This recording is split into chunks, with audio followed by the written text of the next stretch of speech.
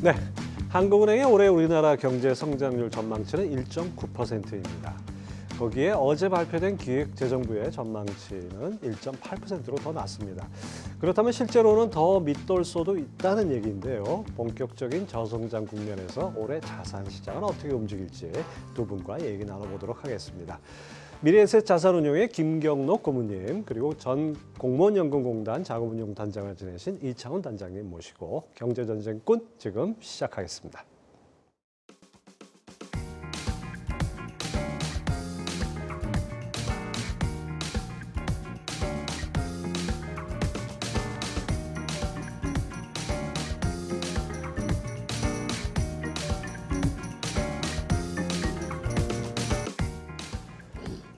네, 오늘 모신 두 분은 수십 년 동안 이 시장을 지켜보고 경험하셨던 분들이기 때문에 이 꾼이라는 이 타이틀이 가장 어울릴 것 같습니다. 두 분 어서 오십시오. 네, 반갑습니다. 네. 두 분 한 말씀씩 주신 게 뭐처럼 좀 저는 기대가 됩니다. 먼저 이창훈 단장님, 턴어라운드 어떤 의미에서 이거? 그러니까 양쪽 다인데 우리나라 시장을 보면 더 이상 나빠질 수 있을까 그런 생각이 들어서. 네.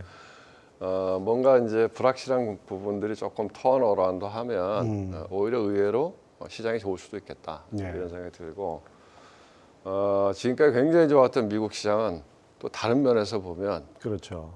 너무 좋은 것들을 많이 반영을 해서 트럼프 대통령 되고 나서 뭔가 삐끗하면 조금 무너지는 거 아니야 그런 면에서도 약간 변곡점이 아닌가 그런 느낌이 들어서 턴어라운드하고 잡아봤습니다. 한없이 올라가는 주식, 한없이 떨어지는 주식은 없다고 봐야겠죠. 예.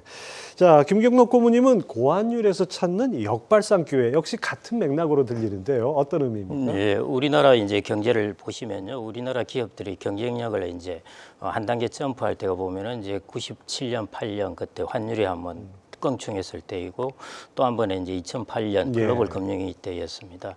그 이후 보면은 기업들이 이제 이익을 기반으로 해서 경쟁력을 좀 갖추게 되는데요.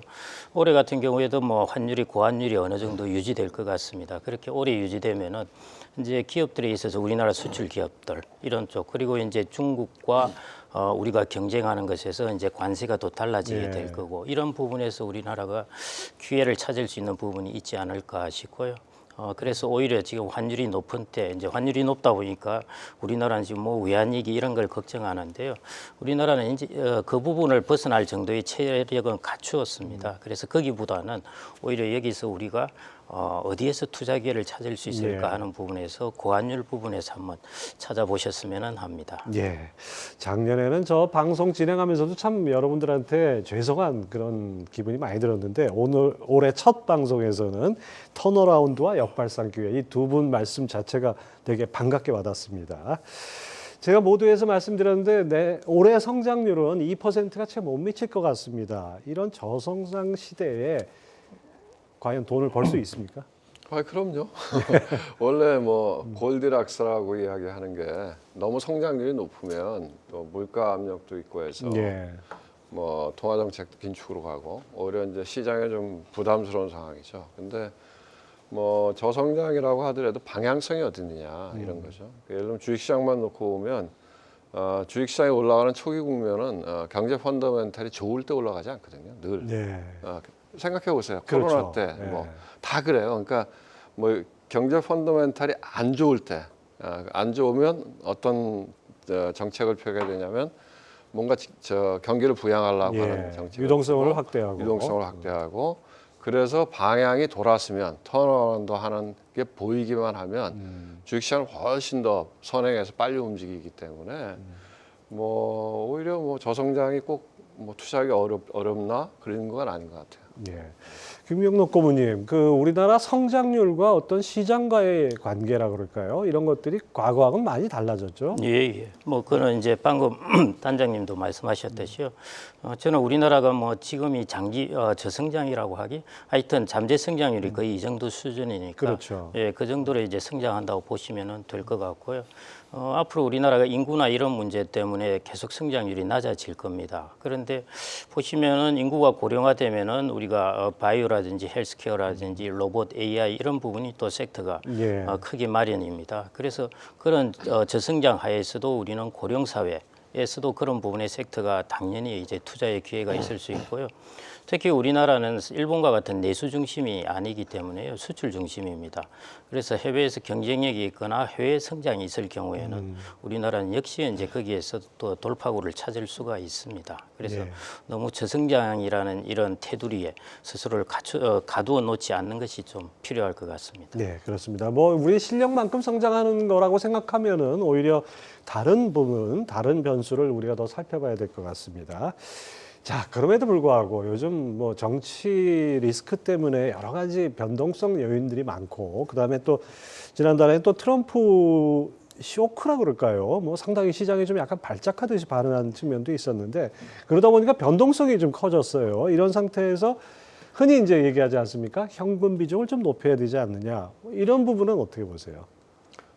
필요하다고 봅니다. 그러니까 뭐 위험 자산 비중을 낮추겠다 하는 측면보다 상황이 불확실하니까요. 어느 쪽에서 어떻게 변화할지가 명확하지가 않잖아요. 그러니까 예를 들면 트럼프 대통령이 되고 나서 트럼프 트레이드라 그래서 많이 올랐잖아요. 예. 예를 들면 테슬라 같은 주식들 거의 뭐 그 시가총액 탑10에 들어가는 주식이 2배가 올랐으니까요. 근데 이제 지금은 그런 좋은 것들은 다 반영이 된 상태고 막상 트럼프가 대통령이 됐을 때 뭘 할 거지? 예.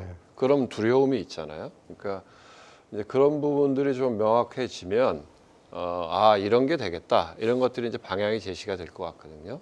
그럴 때 투자하려고 하면 여기저기 그냥 다 물려 있으면 안 되겠죠. 예, 그렇죠. 좀 내가 원할 때 원하는 걸 살 수 있는 현금은 가지고 있는 게 좋죠. 네.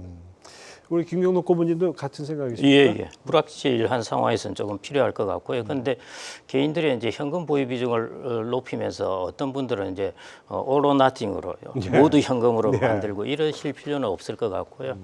적절하게 내가 그 불확실 상황에서 기회를 찾을 수 있을 정도, 그 정도의 현금 보유 비중을 좀 갖춰놓으면은 어떨까 그렇게 생각이 됩니다. 그렇습니다. 뭐 올해 턴어라운드 하는 시장, 역발상 기회가 있는 시장이라고 해도 처음부터 끝까지 줄곧 올라가는 시장은 없으니까요. 그러니까 항상 이 흐름에 잘 타야 된다는 생각이 듭니다. 자, 이럴 때일수록 우리가 또 이제 펀더멘털로 돌아가라. 그래서 또 가치 투자에 대한 얘기도 슬슬 나오기 시작하는데, 이 가치 투자의 중요성 올해는 어떻게 평가할 수 있을까요? 먼저 김경록 고문님 어떻게 보십니까? 가치 투자란 자체가 사실은 정의하기가 만만치가 않은데 가치가 뭐냐 이게 따르죠. 저는 이제 그렇게 봅니다. 저는 이제 주식을 가질 때 독점적 위치를 갖고 있든가 안 그러면 해자를 가지고 있는 그런 기업을 통해서 배당을 받든지 해자라 하면 적들이 넘어올 수 맞습니다. 없는 그런 그거는 이제 꾸준한 배당을 안정적으로 줄 수가 있으니까요. 그런 기업을 갖든지 아니면은 경쟁력이 있는 기업인데요. 이 경쟁력이라는 것은 기업의 재무제표뿐만 아니라 성장성 이런 것들을 포함한 그런 개념이라고 좀 보시면 될 텐데요. 저는 그런 기준으로 이제 좀 판단을 하고 있고, 이전에 뭐 그레이암이라든지 이런 분들이 판단하던 가치 투자 개념은 요즘 많이 조금 약화되지 않았나 그렇게 보고 있습니다. 그게 미국 시장과 우리 시장이 달라진 측면이기도 한 것 같은데, 뭐 흔히 이제 가치 투자하면 여러분들이 생각하시는 게 PER, PBR 이런 수치 아니겠습니까? 이런 지표는 어떻게 보세요? 의미 있죠. 의미가 없진 않아요. 당연히 의미가 있는데 그게 가치의 전부다는 아니라는 거죠. 그러니까 오히려 이제 최근에 들어오면 우리가 뭐 생산의 3요소, 그럼 옛날에 자본과 노동과 뭐 기술, 예. 그전엔 토지였고. 예. 근데 우리가 자본주의 이렇게 이야기하면 자본이 주도하는 경제 체제 그렇게 이야기하잖아요. 예. 제가 생각하기엔 지금은 자본주의는 아닌 것 같다는 생각이 들거든요. 그 뭔가요, 지금? 오히려 그 생산의 3요소 중에 제일 중요한 건 뭐냐? 기술인 거죠. 예. 기술만 있으면 자본도 가져올 수 있고 사람도 들어오는 거죠. 그렇죠. 그래서 그런 맥락에서 최근에 보면 왜 테크 기업들이 많이 오르느냐? 그러면 사람들이 생각할 때 우리가 생각하는 생산의 3요소 중에서 제일 중요해진 게 기술인 것 같다. 그러면 기술적인 뭔가 밸류가 있는 기업은 뭐 PER이나 PBR이 높더라도 사는 거죠. 근데 이제 제가 전통적인 PER이나 PBR이 그럼 왜 중요하냐 이런 거죠. 워렌 버핏이 그런 얘기 했잖아요. 투자할 때 늘 안전 마진이 필요하다. 뭐 당신이 투자하다가 돈 다 잃고 나가면 회복할 길이 없지 않느냐. 그렇죠. 예. 그러면 살아남는 게 중요하다. 특히 내가 보기 대한민국 주식시장을 이렇게 쳐다보고 있으면요, 기관 투자가가 너무 약화돼 있어서 예.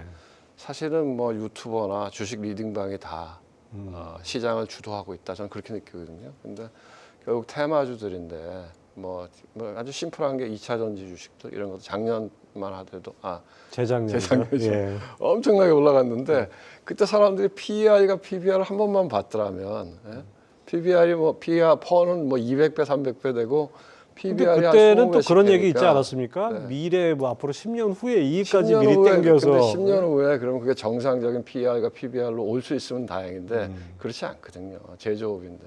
그러니까 적어도 내가 어떤 그 성장주를 투자할 때 이거 좀 과한 거 아니야? 하는 걸 돌아보기 위해서는 PER이나 PBR이라고 하는 아주 기본적인 밸류에이션은 필요하다. 그렇지만 그게 주식의 모든 가치를 설명하는 거는 아니다. 이런 거죠. 그렇습니다. 뭐 월가 격언에 뭐 황소도 돈을 벌고 그다음에 곰도 돈을 버는데 살찐 돼지는 도축당한다 이런 게 떠오르는데 뭐 한없이 갈 수 있는 주식은 없다는 거 다시 한번 또 일깨워 주셨습니다. 자, 올해 세계 경제, 글로벌 경제의 어떤 성장 동력이 이게 어떤 것인지 좀 찾아봐야 될 것 같은데요. 그 부분 뭐라고 생각하십니까? 성장 동력이요. 네. 근데 뭐 지금은 어쨌든 간에 AI가 아직까지는 성장 동력이라고 봐야 되겠죠. 예를 들면 뭐 그 주식을 보면 네. 사실 그 시대마다 새로운 성장 동력이라고 하는 걸 가장 잘 반영해 주는 건 주식이거든요. 주식시장이거든요. 그 주식시장에서 버블이 형성되긴 하지만 그래도 그 시대에 무엇이 주도적인 어떤 성장 동력인가 하는 걸 보여주는 건 예. 주식인데 아직은 주식시장에서 보면은 뭐 AI가 아직은 주도주의 역할을 하고 있기 때문에 아직까지는 제가 보기에는 뭐 AI가 그 기술적인 측면에서 성장 동력이다 이렇게 보고 두 번째로는 제가 생각하기에는 이제 미국 빼놓고 다 안 좋잖아요 지금. 그렇죠. 미국 빼고 다 안 좋기 때문에 다들 뭘 하고 있냐면 금리를 인하하고 그다음 유동성을 공급하면서 약간 턴하고 있잖아요. 그러니까 우리가 해왔던 통화 정책이 긴축에서 확장으로 바뀌고 있잖아요. 예. 그래서 그 다음에 이제 재정 부양도 지금 중국 같은 경우에도 하려고 하고 있고 그래서 그런 어떤 경기 부양에 대한 정부의 정책적인 부분 이런 것들이 성장 동력이 될 수 있겠다 이렇게 보고 있습니다. 예, 그렇습니다. 자, 글로벌 경제의 성장 동력 우리 김경록 고문님은 어떻게 보십니까? 예, 뭐 당연히 이제 AI 관련된 것들이 계속 이끌어갈 거라고 보고 있고요. 그다음에 이제 두 번째는 이제 전 세계가 사실 고령화에 이미 접어들었고 중국도 이제 거대한 흐름입니다. 고령화가요. 그러면 이제 바이오라든지 헬스케어라든지 로봇 관련된 로봇도 결국 이제 AI하고 연관되어 있으니까요. 이런 것들이 저는 괜찮으리라고 성장 동력으로서 또 뒷받침을 해주리라고 보고 있습니다. 물론 작년에는 뭐 바이오라든지 이게 성적이 미국 기준으로 그렇게 썩 좋지는 않았습니다만은 그 부분에 이제 성장 동력이 될 것이라고 보고 있고요.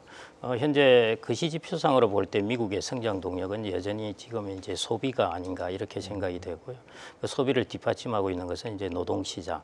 그래서 미국의 내년에 물론 이제 AI라든지 이런 것들이 이끌어 가겠지만은 결국 미국의 성장을 이어가느냐의 문제는 노동시장과 소비 부분 이 부분을 가지고 좀 판단을 해봐야 되지 않을까 봅니다. 예, 그렇습니다. AI와 바이오, 헬스케어, 그다음에 미국의 고용, 소비 우리 다 함께 지켜보는 그런 지표가 아닌가 생각이 됩니다.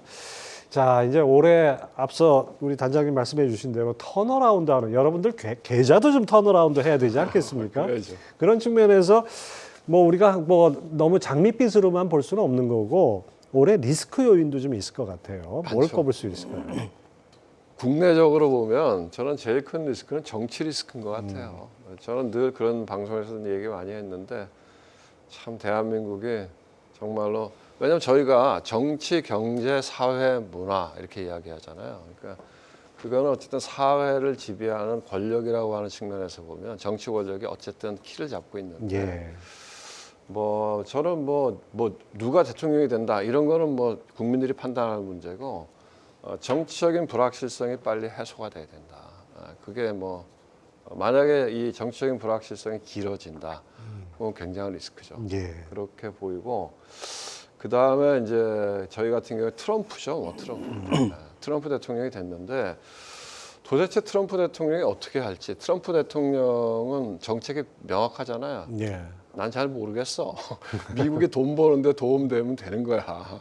그거잖아요. 예. 그러니까 그게 뭐 옛날 우리 뭐 동맹? 그거 모르겠어. 이런 얘기 아닙니까?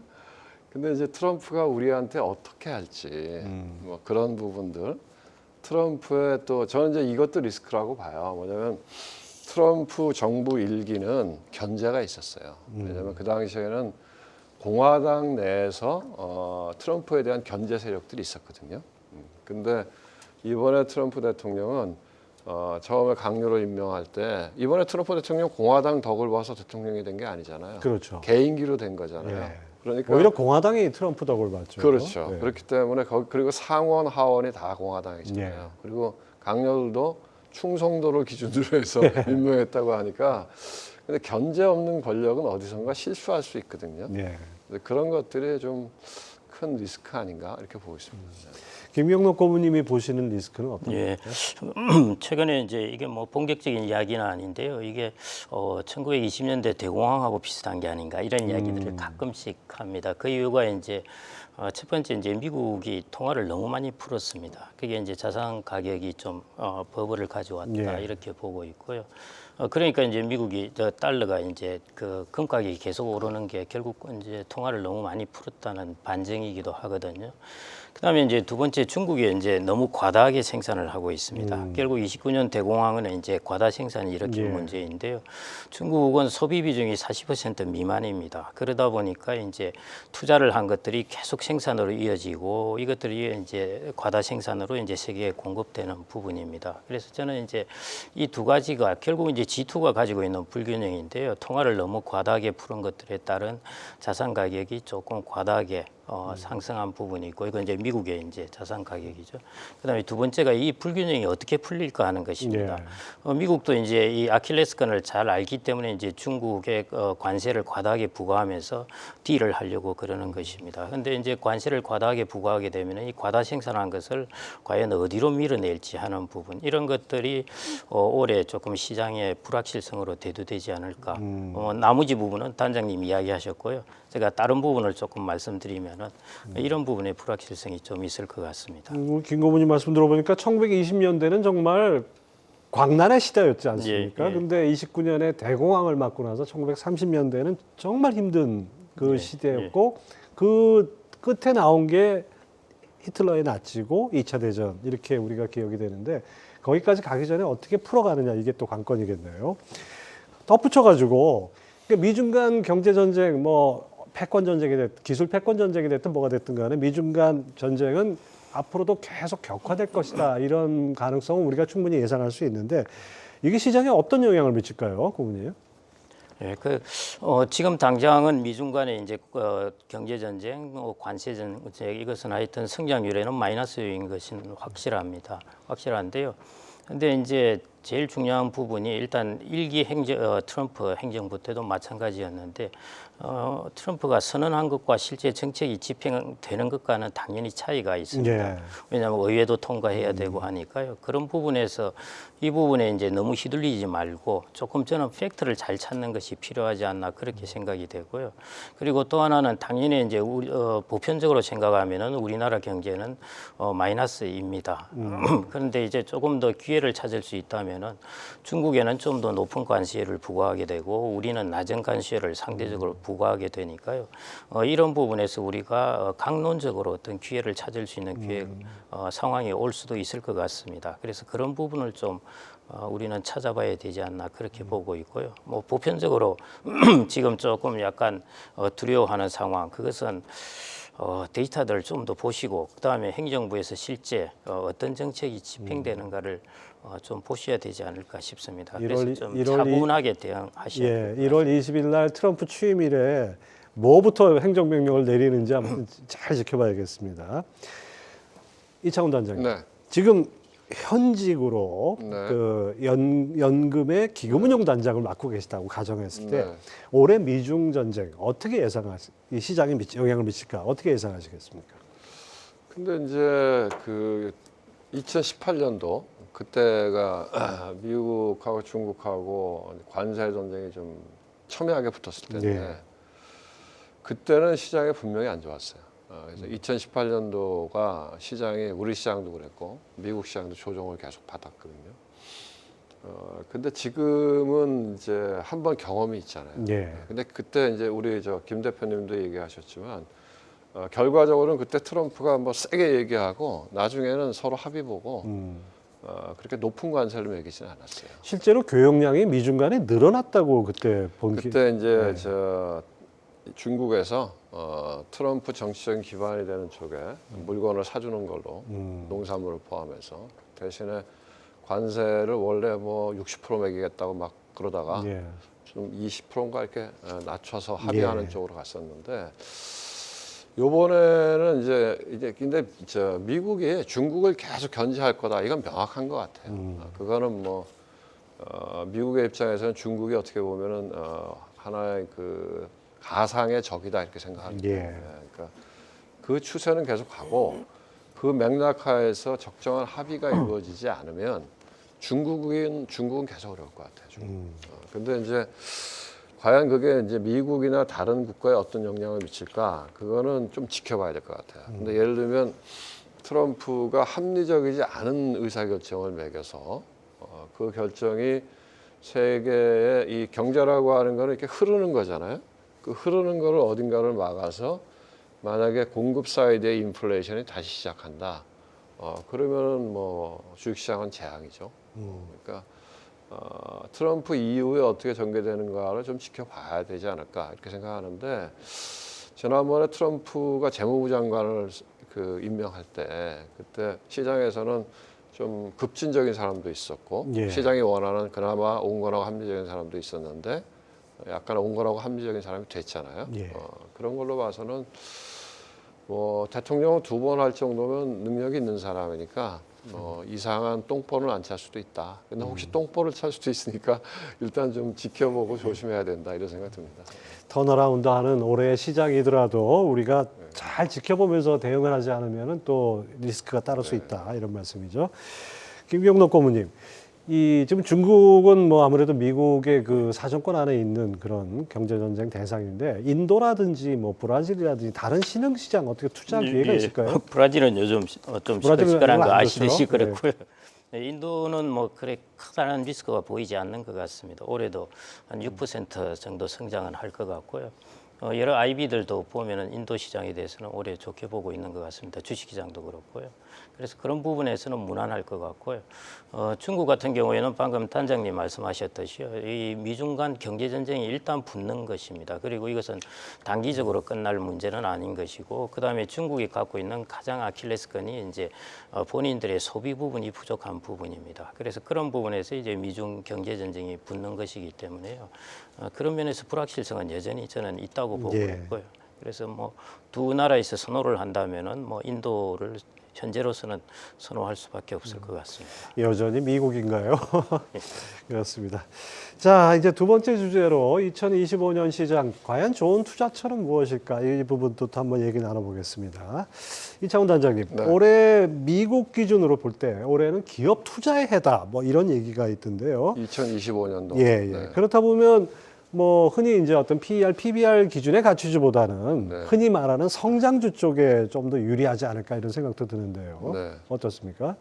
그렇죠. 근데 이제 저도 미국 시장을 오랫동안 지켜봐왔는데요. 미국 시장은 상당히 변동성이 크지만 합리적인 시장이다 그런 예. 생각이 들어요. 왜냐하면 그러면은 막 아무 주식이나 막 오르느냐, 뭐 스토리만 갖다 붙이면 다 오르느냐 그렇지 않거든요. 예. 왜냐하면 그 성장주라고 하는 기업들이 지금 아까 우리 김건우님도 이야기했지만 경제적인 해자도 갖고 있고 독과점적인 능력도 있고 기술력도 갖고 있고 게다가 매출도 늘어나고 이익도 늘어나고 그 다음에 자본환원도 잘하고 밸류업도 잘하고 그래서 올라가는 거예요. 그렇지만 그런 팔방미인이 돼 있습니까? 그렇죠. 보시면 대부분이 우리가 얘기하는 그 아니 이를테면 아마존 같은 경우 먼저 뭐 배당했나요? 아니 그러니까 배당을 잘하는 게 밸류업이 저는 아니라고 생각하거든요. 그렇죠. 왜냐하면 우리나라는 배당을 많이 하고 자사주를 사라 물론 필요하죠. 그런데 기업이 성장할 때 예를 들면 내가 성장을 하는 게 당신의 주식 가치를 높여주는 게 훨씬 내가 더 잘할 수 있어. 그럼 배당을 안 해야죠. 배당을 안 하고 투자를 해야죠. 그렇죠. 다만 내가 이제 성숙해 갖고 더 이상 성장하기가 어려워. 그러니 내가 들고 있는 것보다는 당신이 들고 있는 게 좋겠어. 그럴 때 배당을 하는 거죠. 그래서 어쨌든 지금까지 왔던 미국의 기업들, 물론 그런 그 테크 기업들은 그런 것들이 다 갖춰져 있는 기업이었다. 다만 문제가 뭐냐? 비싼 거죠. 밸류에이션이 너무 비싸요. 지금 아마 닷컴버블 이전에 제가 생각하기엔 밸류에이션이 제일 비싸거든요.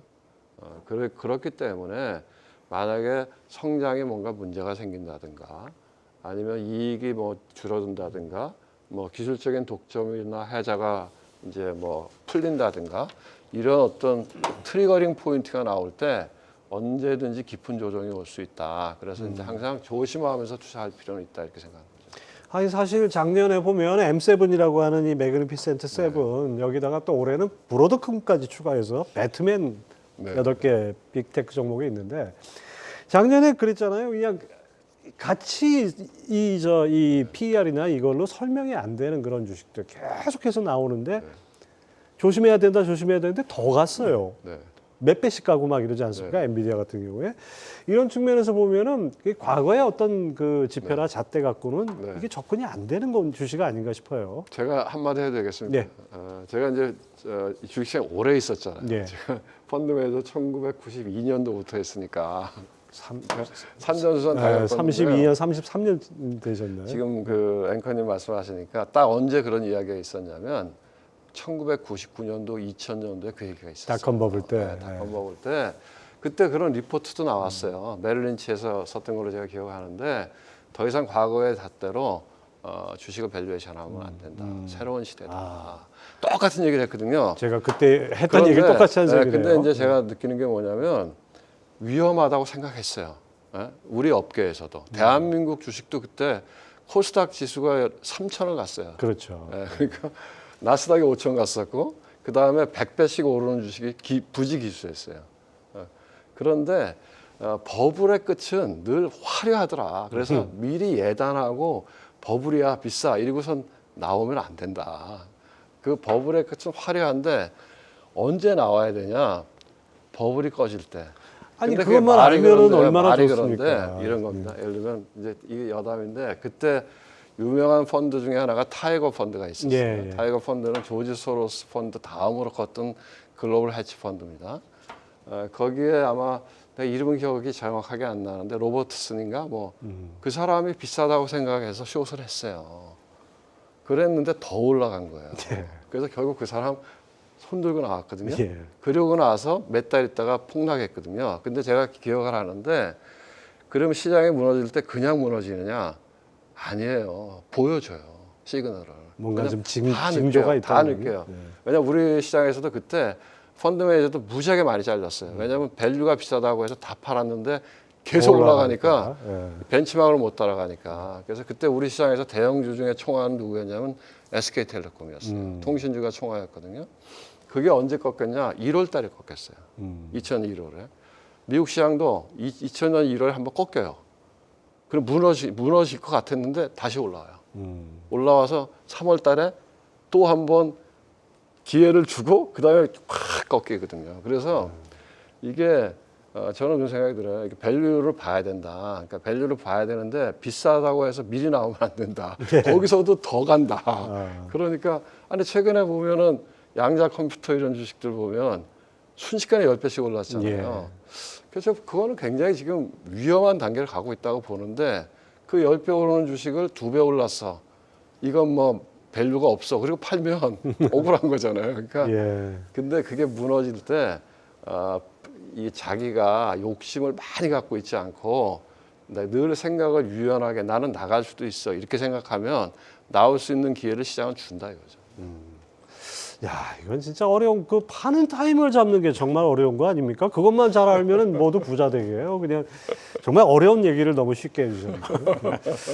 자, 김경록 고모님, 요즘 뭐 우리 이제 정치적인 분위기 때문에도 그랬고, 워낙 또 이제 작년부터 안 좋은 얘기들이 우리나라 많다 보니까 요즘 아직도 국장 하십니까? 이런 얘기 하시는 분들이 많아요. 근데 올해도 이렇게 갈까요? 맞습니다. 이제 작년의 흐름을 보면요, 이제 미국 주식뿐만 아니라 국내 채권으로도 돈이 많이 개인들이 흘러갔고요. 아마 개인들이 국내 채권을 이렇게 순매수한 적이 없을 겁니다. 그다음에 이제 국내 채권뿐만 아니라 심지어 미국 채권까지 많이 흘러갔습니다. 거기에다가 이제 부동산 시장으로도 흘러가고요. 그래서 작년 같은 경우를 보면은 국내 주식 시장에 돈이 들어오는 부분이 사실은 거의 다른 부분으로 거의 다 흘러 들어갔다고 볼 수 있고요. 그런데 올해를 이제 한번 보시면은 일단 부동산 시장에 대해서 올해 약간 벌써부터 뭐 꺾인다 이야기들이 좀 있습니다. 그래서 불안 심리가 있고요. 그다음에 이제 환율이 1,450원입니다. 그러면은 우리나라가 원화 기준으로 해서 이제 이렇게 평가를 해보면은 이미 미국 주식 같은 경우가 거의 10에서 20% 정도 지네들이 평가하는 것보다 비싸져 있다는 것이고요. 해외 채권도 마찬가지입니다. 그리고 좀 있으면은 이제 우리나라도 금리를 인하하게 되면은 국내 채권도 이제 2%대 들어갈 거고 예금 금리도 2%대로 접어들게 될 것입니다. 그렇게 되면은 저는 이제 자금의 흐름이라는 것이 사실은 참 중요한 부분인데요. 그래서 제가 이제 역발상 기회라는 이야기를 쓴 게 환율이라는 측면 하나, 1,450원대 환율과 그다음에 이 자금의 흐름이 이제 조금 올해 조금 이제 바뀔 가능성 이런 부분들을 좀 유심히 쳐다보셔야 되지 않을까 싶고요. 그래서 저는 자금의 흐름이 작년과는 좀 다른 흐름을 보일 것으로 보입니다. 그게 우리나라의 시장에도 좀 영향을 주지 않을까 싶습니다. 그렇습니다. 뭔가 자금의 큰 흐름의 줄기가 바뀐다는 점 우리가 유념해서 봐야 될 것 같고요. 작년에 가장 눈에 띄게 간접 투자 시장에서 눈에 띄었던 것은 ETF 아니겠습니까? 미국에서 뭐 1조 달러가 들어왔다. 우리나라도 지금 뭐 자산운용사에 몸담고 계시니까 공모펀드는 거의 지금 유명무실화됐고 ETF로 전부 다 가지 않습니까? 올해는 이게 더 커질 수도 있다 그러는데 이 투자처로서 여전히 매력적인가요? 예. ETF는 펀드에 비해서 장점들이 많이 있습니다. 그거는 여러분들도 잘 아시다시피요. 뭐 유동성 분산, 뭐 그다음에 거래 비용이 싼 것 이런 것들의 장점이 있기 때문에요.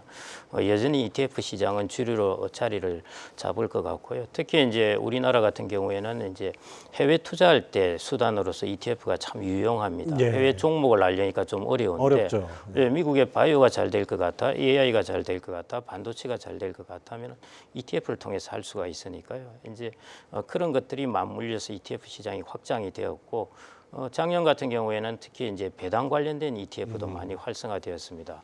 왜냐하면 이제 50대, 60대들이 은퇴를 하면서 이 배당 수요가 많이 증가했고요. 월 배당 상품이 많아졌죠. 그다음에 젊은 사람들도 저는 그게 바른 방향이라고 보는데 퇴직이나 이런 걸 대비해서 자산을 운용할 때도 배당 관련된 자산을 편입을 많이 합니다. 그래서 배당 놓으면 또 재투자하겠다는 것이에요. 저는 올바른 방법이라고 보는데요. 그래서 ETF가 그런 것들을 참 편하게 해줄 수 있는 것들이 많이 나왔습니다. 그래서 ETF의 흐름은 앞으로도 미국도 그랬고요. 계속 이어지리라고 보고 있습니다.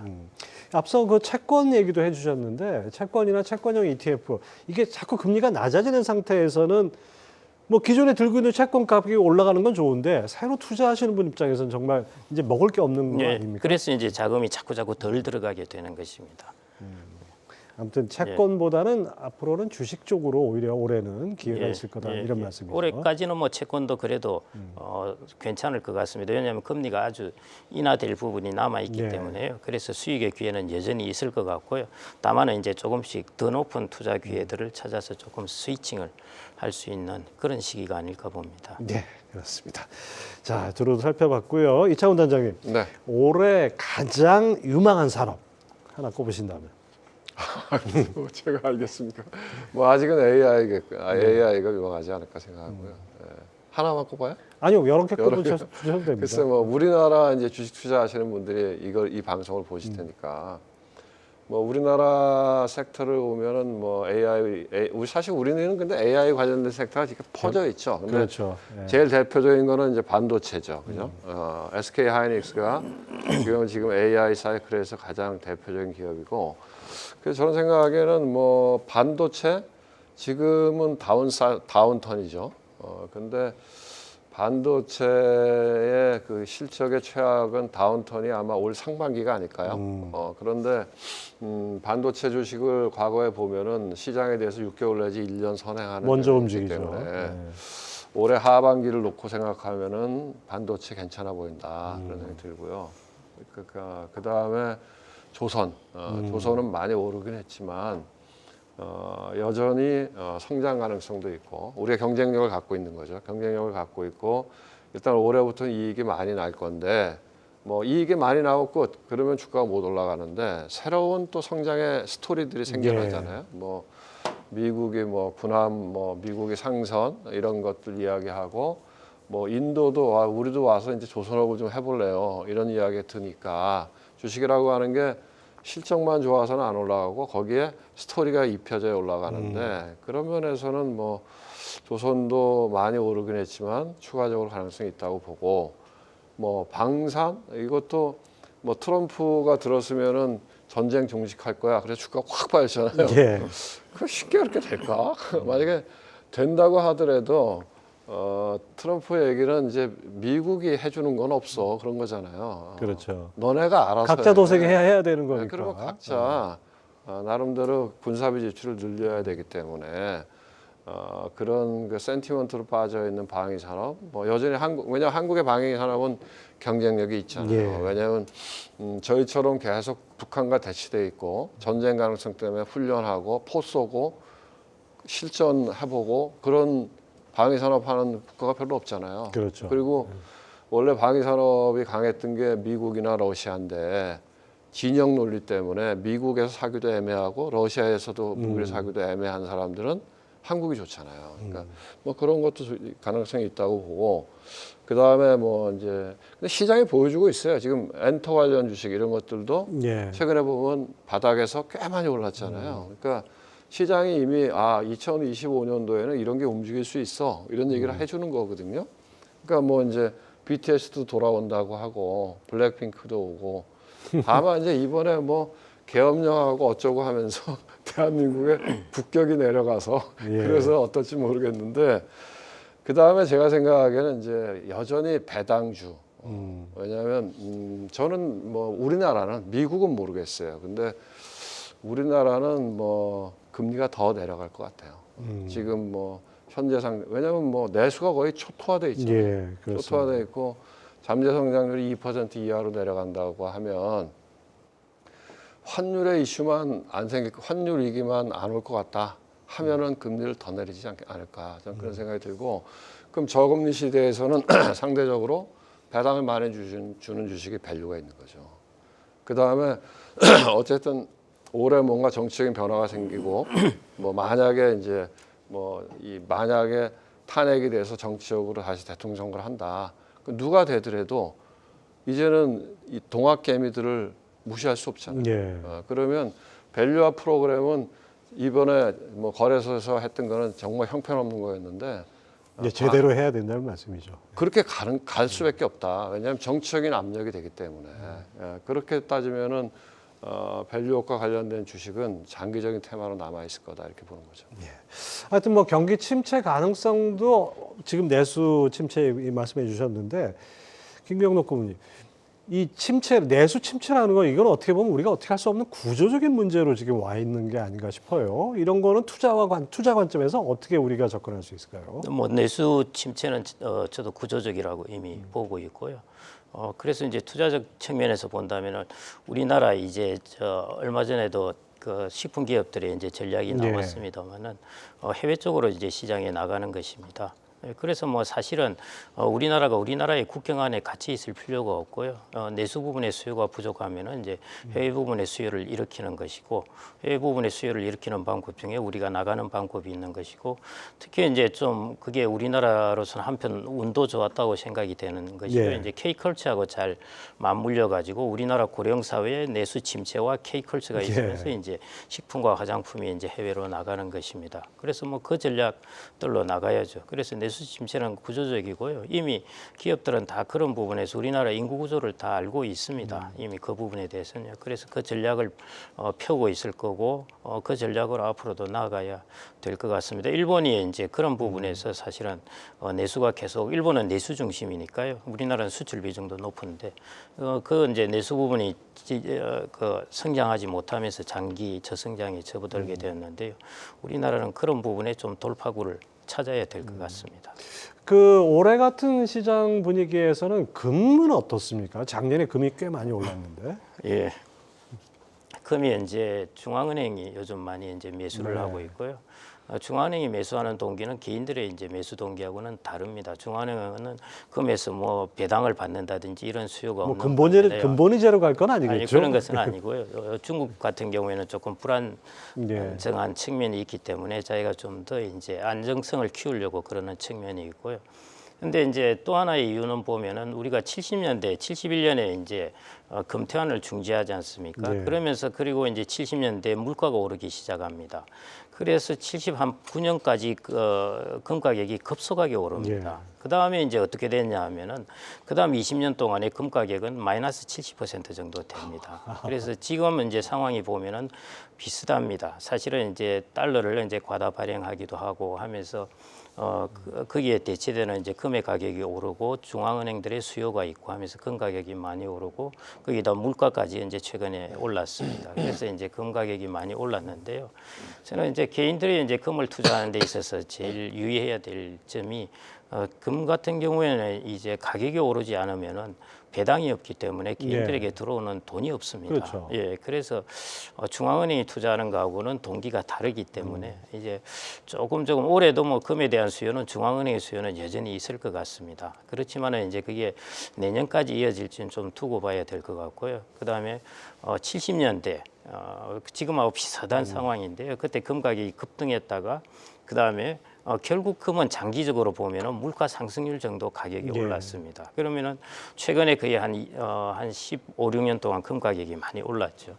나중에 이제 장기적으로 물가 상승률 정도에 이제 수렴하게 되려면은 앞으로 가격 상승률이 확 떨어져야 됩니다. 그래서 뭐 올해는 뭐 큰 문제가 없을 것 같은데요. 차츰차츰 이것도 역시 반대로 턴어라운드 하는 것에 대해서 조금 준비를 하셔야 되지 않을까 예, 싶습니다. 그렇습니다. 70년대 어떻게 되었는지를 한번 네. 좀 잘 보시면 금이라는 좋을 건 것 이자가 같습니다. 나오는 게 아니라는 거 예, 명심하셔야 되겠습니다. 자, 이 시장 사실 아직도 좀 안개 속인 측면이 있습니다. 우리 이차원 단장님, 뭐 시장 판단 이렇게 연초 같으면 시장을 어떻게 판단할 것인가 이게 상당히 중요하지 않습니까? 주로 어떤 신호를 이렇게 주로 이용을 하셨는지요? 근데 저는 이제 그 시장에 있으면서 시장을 판단하려고 하는 건 굉장히 위험하다. 가능하면 그렇게 하지 마라. 그러니까 올해 그러니까 증권사가 연초에 리포트 발표하잖아요. 예. 올해 증시 이렇게 될 것 같다. 제 기억으로는 거의 맞을 확률이 20%도 안 됐던 것 같아요. 그러니까 예상하는 것만큼 실수할 가능성이 많은 건 없다. 그래서 그거를 가장 잘 보여주는 거는 시장이에요. 그러니까 격언해 보면 주가는 주가에 물어봐라. 예, 그래서 그렇죠. 사실은 뭐 이 모든 집단 지성들이 다 참여해서 돈을 걸고 만들어내는 게 가격이거든요. 그래서 주식시장의 흐름을 보면서 내가 그거를 어떻게 해석하고 대응할 수 있을까? 그거를 저는 고민해야 된다고 봐요. 그러니까 뭐 경제 데이터가 좋으니까 뭐 어쩌고저쩌고 뭐 그래서 세상에 그런 몇 가지 데이터로 어떻게 세상이 설명될 수 있어요. 그거야말로 선무당이 사람 잡는 거기 때문에 다만 시장이 움직일 때, 시장이 흘러갈 때 그 가격이 나한테 주는 시그널이 뭐지? 시장은 뭘 하고 싶어 하는 거지? 시장과 대화하면서 시장을 이해하고 시장이 아니라는데 내가 버티고 있으면 안 되잖아요. 예. 그리고 이제 리스크 관리 측면에서는 늘 내가 꼭 주식을 100을 다 할 필요는 없다. 다 안 먹어도 되거든요. 그래서 위험하다고 생각하면 줄여야죠. 그런 게 저는 필요하다고 봅니다. 네. 지금 그런 관점을 기반으로 좀 네. 저평가 종목 발굴하는데 성공한 케이스 있습니까? 제가 펀드 매니저로 한 거는 20년 전인데 그건 뭐 의미가 별로 없는 것 같고 옛날에는 삼성전자, 이동통신 이런 건데 예. 그런 얘기 해봐야 도움도 안 되는 얘기. 지금은 막 한참 지난 얘기니까요. 예.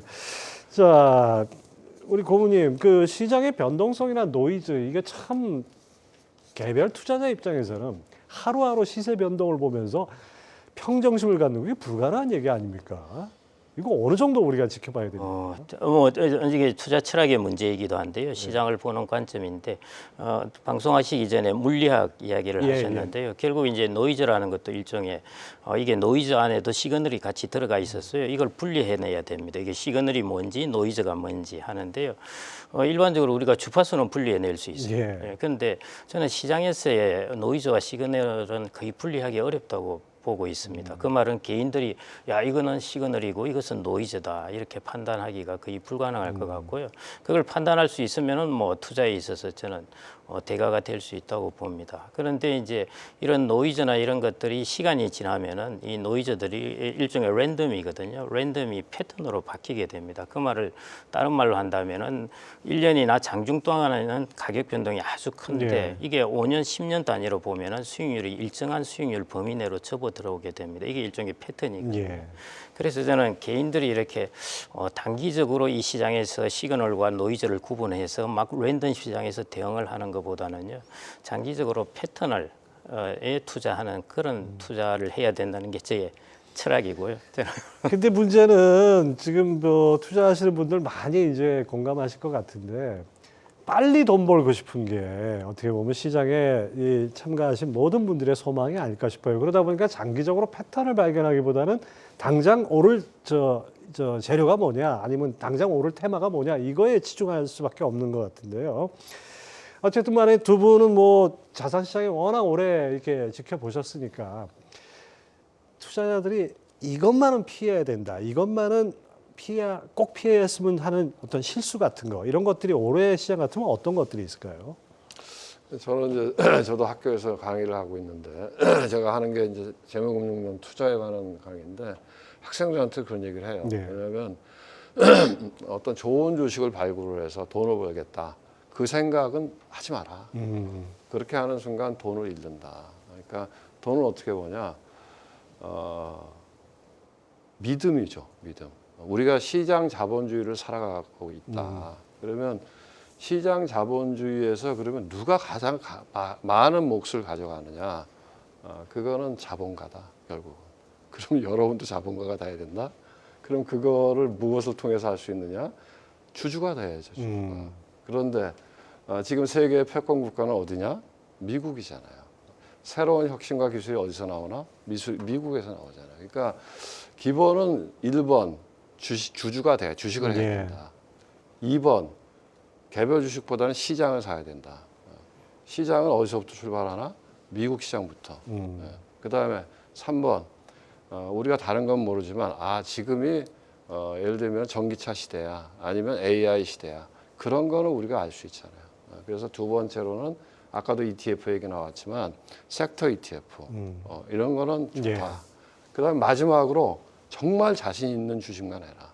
정말 자신 있는 주식. 잘 아는 거. 잘하는 거. 근데 그걸 어떻게 하느냐? 그러니까 주식이 아니라 이런 걸 어떻게 하느냐? 시장이 좋으면 더 사고 시장이 나쁘면 팔고 이렇게 해서는 안 된다. 안 되죠. 안 되고 자기가 목표하는 수익률을 놓고 자산 배분을 해라. 만약에 내 목표 수익률이 15%다. 그럼 주식 비중이 80%여야 되는 거고. 내 목표 수익률이 6%다. 주식 비중이 50%는 되는 거고. 그렇게 해서 내가 이제 청년들한테 대학생들한테 얘기해요. 사회 나가면 저축하듯이 자산 배분을 해놓고 매달 그렇게 투자해라. 좋든 나쁘든. 예. 그럼 누가 돈을 벌어주느냐? 시간이 벌어줘. 시간이 벌어져요. 그게 정답이에요. 트레이딩을 해서는 절대 돈을 벌 수 없다는 거죠. 참 쉽으면서도 참 실천하기 어려운 그런 20년을 그렇게 하면 돼. 20년. 예. 우리 김경록 고문님도 어떻게 이게 실수하지 말아야 될 거, 그 투자자들한테 조언해 주실 게 어떤 게 있을까요? 예, 방금 단장님 말씀하신 그거는 제가 전적으로 동감하는 부분이고요. 저는 한 200% 동감합니다. 꼭 그렇게 하셔야 되고요. 버튼 말킬이 이제 이런 이야기를 했습니다. 투자는 천천히 그러나 확실하게 돈을 버는 법을 배우는 것이 투자라는 것입니다. 예. 그래서 그게 방금 말씀하신 길인 것 같고요. 그다음에 이제 작년, 재작년 이런 것들을 이제 반추해 볼 때 올해 이제 우리가 좀 조심해야 될 것 이런 것들이 뭐가 있나 살펴보면요.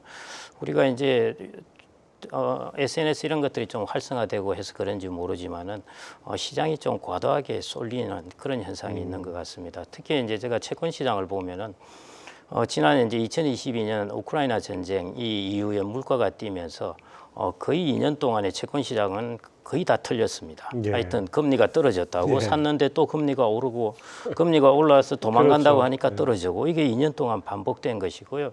그다음에 페드가 이제 금리 정책에 대한 것과 시장이 전망하는 금리 정책이 항상 또 엇박자를 가져오면서 헷갈렸습니다. 예. 그런 부분이 저는 이제 올해도 똑같이 일어나지 않을까 이렇게 보고 있고요. 지금 이제 페드는 예를 들어 한 2번 정도 금리를 인하할 것 같았는데 시장은 별로 안 할 것 같아. 네. 예, 또 어떤 경우에는 한 75bp 할 것 같아. 이런 것들인데요. 여튼 시장은 별로 안 할 거다에 베팅을 해놓고 페드는 한 2번 할 것 같아. 뭐 이런 것들인데요. 그 외에 이제 채권 시장뿐만 아니라 다른 부분에서도 이제 그게 일종의 트럼프의 경제 정책, 관세 정책이죠. 이런 부분도 예. 좀 과도하게 이제 쏠려서 반영을 하고 있는 것 같은데요. 그래서 트럼프의 이제 정책이 사실은 지금 많이 주가에 반영이 되어 있습니다. 그래서 이런 부분들에서 우리가 좀 더 아까 그래서 노이즈와 시그널 이야기를 예. 말씀하시기도 했는데요. 과도하게 쏠리는 것 이런 것들만 잘 좀 펀더멘털을 잘 주시를 하시면서 과도하게 쏠리는 부분을 탄력적으로 좀 잘 대응하고 여기에 휩쓸리지 않도록 하는 것. 뭐든지 그게 지나쳐서 필요할 것 좋은 같습니다. 게 없는 것 같습니다. 자, 이창훈 단장님 끝으로 우리 시장 이 저평가 해소를 위해서 네. 진짜 뭐 우리 수도 없이 했던 얘기지만 어떤 방안이 좀 급선무라고 생각하세요? 급선무는 정치적인 불확실성이 해소되는 게 급선무고 저는 구조적으로 보면 저는 국민연금의 이 정책이 바뀌어야 된다고 봐요. 그러니까 제가 뭐 연금에 있었던 사람이고 이게 근데 국민연금이 지금 하고 있는 전략적 자산 배분 정책은 세운 지 한 20년 됐거든요. 예. 심플해요. 해외 투자를 늘리고 대체 투자를 늘린다. 대신에 국내를 줄인다. 이건데 제가 보기에는 그게 대한민국의 자본시장을 죽이고 있다고 봐요.